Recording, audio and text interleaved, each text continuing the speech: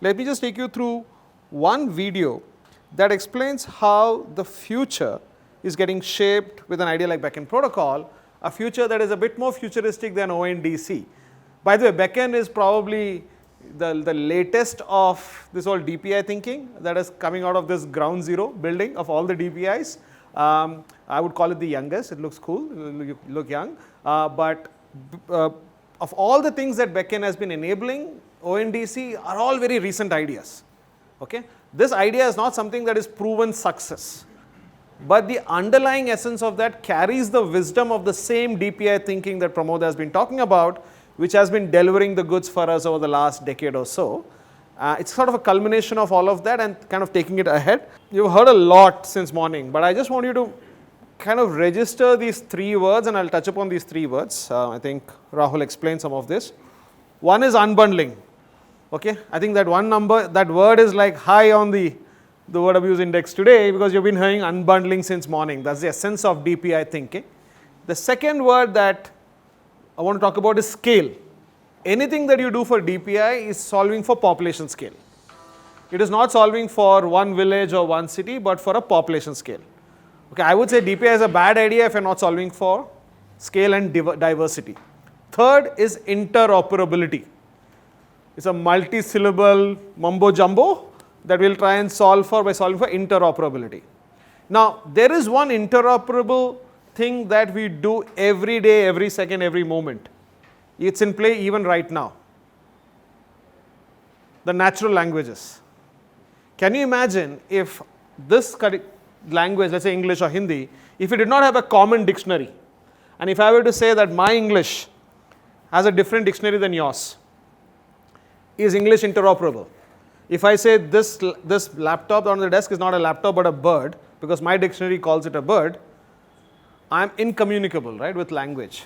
The reason why language is interoperable, because somewhere everybody agreed to a common dictionary of words, nouns, grammar, everything.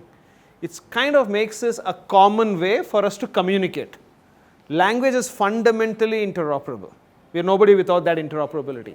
Imagine if the same sort of interoperability we can achieve for machines to communicate. As the technology evolved, as the digital systems came about, we sort of abdicated this fundamental feature of interoperability somewhere along the way. Backend, okay, now the video is back, but backend is actually going back to that way of the internet, which sort of did interoperability at population scale. Let me explain all of that. But why don't you watch this video and share your reactions before I get into what's actually happening behind the scenes when it solves for interoperability and economic transactions of any kind. Oops.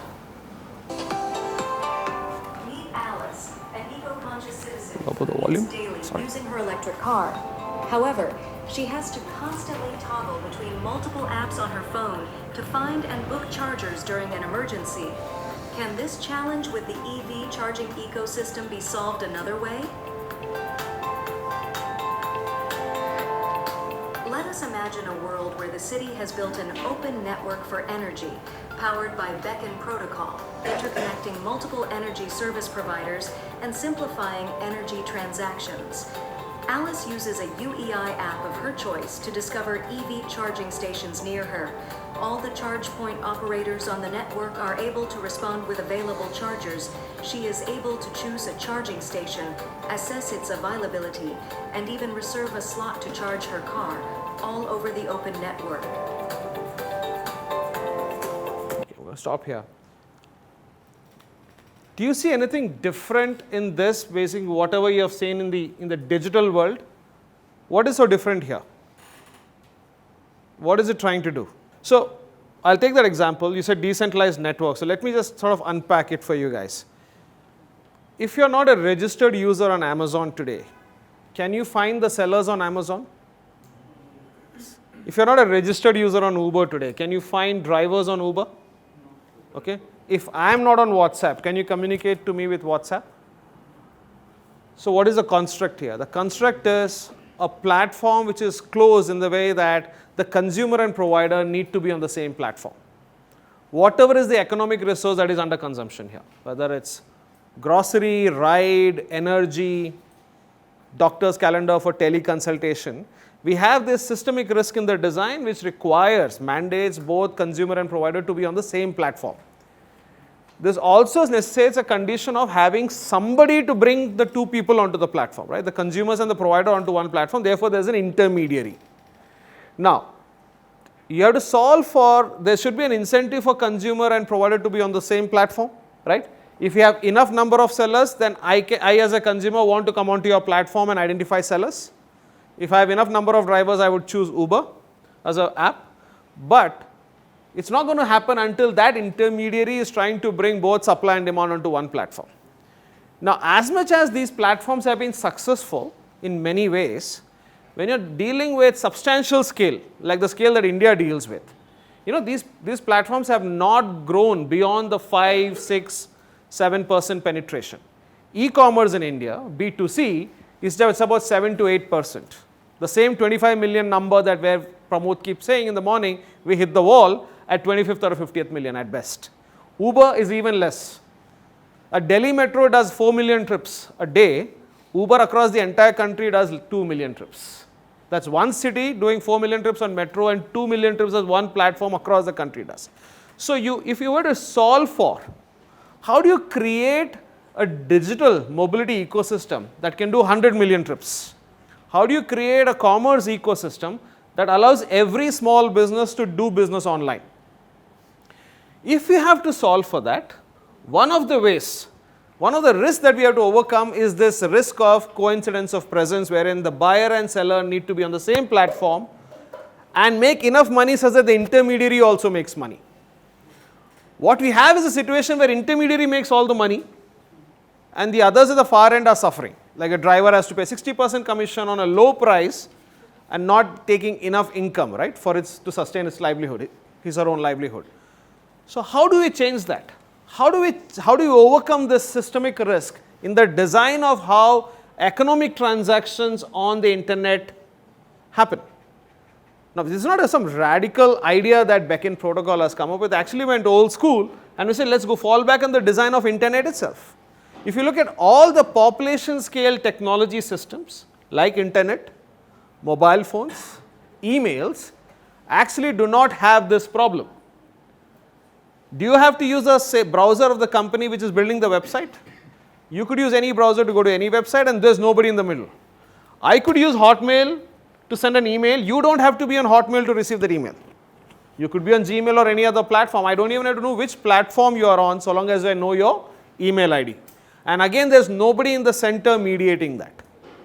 Telephones, right? I could be on Airtel, you could be on Vodafone. I don't expect you to get on to Airtel to take my call or receive my call or call me.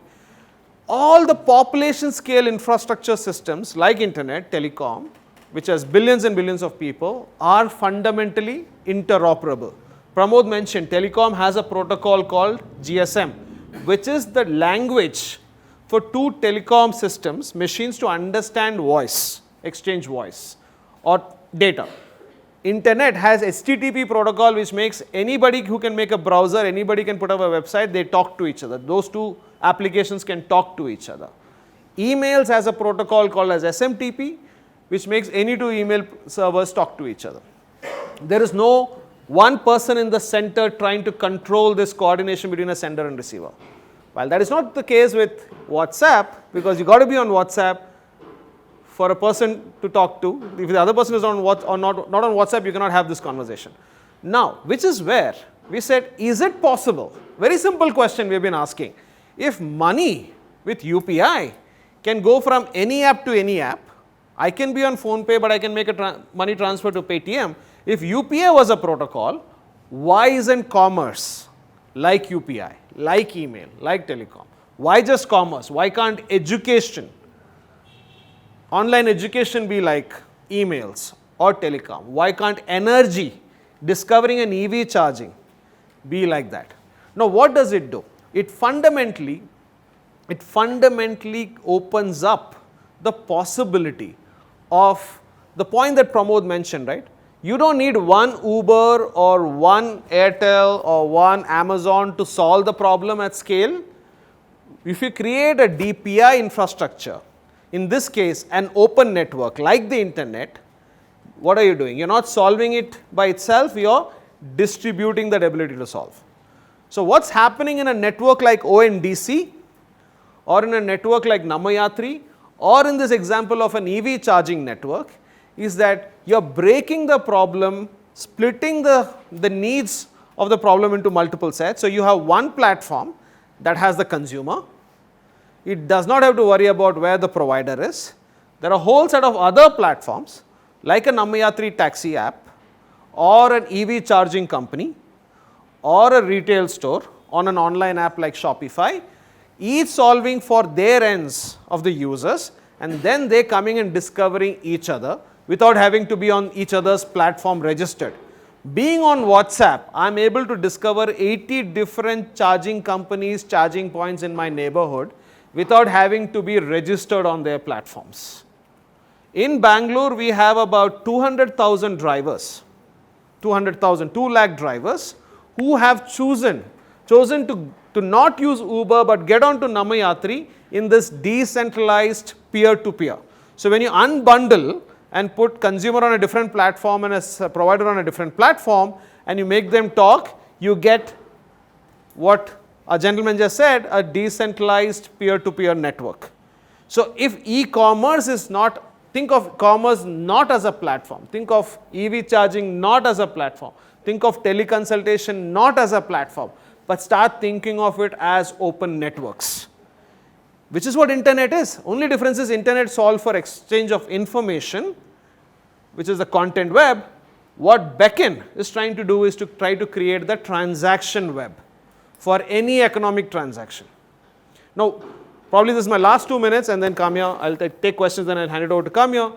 What happens in a typical economic transaction? What happens in a ride booking? What happens in an online purchase or in an EV discoverability? There are 4 steps that fundamentally happen in any economic transaction life cycle. One is you're searching for something.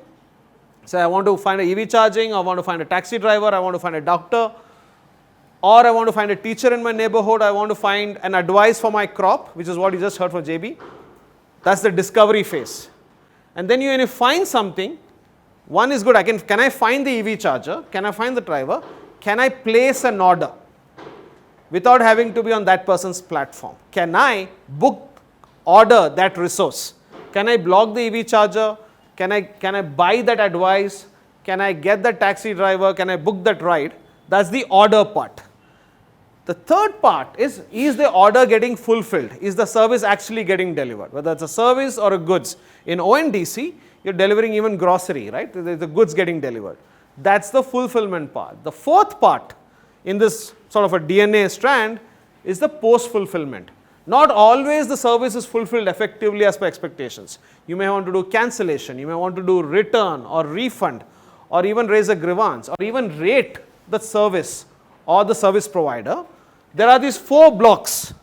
Now surprisingly, and I want you guys to ask this question, think of any sector where there is an economic transaction between any consumer and provider. I give you an example of EV. Think of mobility or any sector in your imagine, even manufacturing. Just humor me on this. You will always see that DOFP, discovery, order, fulfillment, post-fulfillment, will be the essential sort of the DNA strand of that transaction. Backend has generalized that, just like how UPI was a 1.5 page, we couldn't make it 1.5, we made it 2.5 with DOFP. So it's a 2.5 page specification, a set of vocabulary. It's not a platform, it's just a bunch of vocabulary that machines understand to execute a discovery, order, fulfillment, post-fulfillment for any economic resource. Yeah? What you didn't see in that video, in the interest of time, maybe we can share it later, is that it doesn't stop at EV discovery. That EV charging company itself, where does it buy energy from today? The energy it's trying to buy is from the grid. Now, with this network in India, nowhere else in the world this is happening. In India, we have a way to discover energy from an idle battery, which is solar powered, which means green energy. Imagine a school bus electric school bus lying idle, right? It just probably runs 4 hours a day and is lying idle, but it's a fully charged battery. How do I monetize an idle battery? Is energy a resource? An idle battery an economic resource? can I put a DOFP on that? So EV charging company is able to put a DOFP on an idle battery and buy green energy at a lesser price, because that is a price for an idle battery, right? It would have otherwise not have been monetized. So in India, we have a possibility, because of interoperability and open network, that you will be able to buy energy from an EV charging station which is green at a price lesser than the grid energy. I don't have to explain, if this is the possibility, why will market not adopt it, right? Because there's a natural incentive for private innovators to jump onto this infrastructure, like how many companies like Amazon jumped onto a network like internet to reimagine how we buy things. Open network is creating that possibility for players to now start imagining, should I play the double-sided game of bringing the consumer and provider onto my platform, or rather expand the pie, as Pramod said, by playing one side of the game but playing it very well and offer things that we can't even imagine today. There's nothing in the design of internet that would have told you that there will be a ChatGPT after 50 years. That is the power of generalization that can unleash a whole lot of innovation. So I can't even sit and imagine what an open network can unlock tomorrow. I'll probably start with this whimsical example and imagination that I often share. You're in Kormangla. Okay? This is like the worst traffic hell out there in the world in terms of getting anywhere out. Yeah? If you want to reach airport, taking Uber, it will take you 2 hours. Let's say you want to drink something on the way. Uber will not get you coffee. If you want Starbucks, Starbucks will not get you the ride. But imagine there will be a buyer app on ONDC which can get you a ride, place an order for coffee along the way from all the coffee Starbucks, if Starbucks is your favorite, and have that coffee delivered to a delivery address which is a moving car of another company. That is interoperability. Uber doesn't know that somebody is getting served coffee inside the car. Starbucks doesn't know that the guy is actually in the car who's getting the coffee, but somebody else like a Google Map or a Paytm using backend protocol on ONDC can make this happen. It unlocks a whole combinatorial innovation, just like how internet unlocked innovation. So that's the possibility India is making. It's a kind of everything has been audacious with DPI, whatever we've done. So this is one of those next things that we are trying to do. ONDC today does about 6.5 million transactions a day. Namayatri does about 150,000 rides a day. So we are starting to achieve scale, but as India's scale is far bigger, we have to solve for 70 million MSMEs to do it. And as ONDC puts it, normally दुकान खुल रहा है देश के लिए, यहाँ पे with ONDC देश खुल रहा है दुकान के लिए. That's open network. Thank you so much.